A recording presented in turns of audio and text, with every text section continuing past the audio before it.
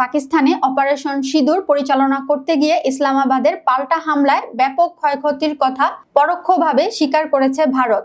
মঙ্গলবার ভারতের defence chief of staff Anil Chauhan বিষয়টি স্বীকার করেছেন। পুনে বিশ্ববিদ্যালয়ের একটি অনুষ্ঠানে গিয়ে অনিল জানিয়েছেন, অভিযানে কত ক্ষয়ক্ষতি হয়েছে তা গুরুত্বপূর্ণ নয়, বরং তার ফল অনেক বেশি জরুরি। কয়েকদিন আগে সিঙ্গাপুরে একটি সমাবেশে যোগ দিতে গিয়ে বিদেশি সংবাদ মাধ্যমের কাছে জেনারেল চৌহান প্রথমবার মেনে নিয়েছিলেন যে অপারেশন সিঁদুরে বিমান ধ্বংস হয়েছে ভারতের। তারপরে দেশে বিরোধীদের সমালোচনার মুখে পড়েছিল মোদী সরকার। মনে করা হচ্ছে এই আবহেই মঙ্গলবার তিনি জানিয়েছেন, অভিযানে কত ক্ষয়ক্ষতি হয়েছে তা জরুরি নয়, তার পরিণামই জরুরি। জেনারেল চৌহান বলেছেন, ক্ষয়ক্ষতি গুরুত্বপূর্ণ নয়, পরিণাম গুরুত্বপূর্ণ। এর আগের সাক্ষাৎকারেও আমি বলেছি সে কথা। 22 এপ্রিল কাশ্মীরের পহেলগামে সন্ত্রাসী হামলার ঘটনার পর পাকিস্তানকে দায়ী করে ভারত।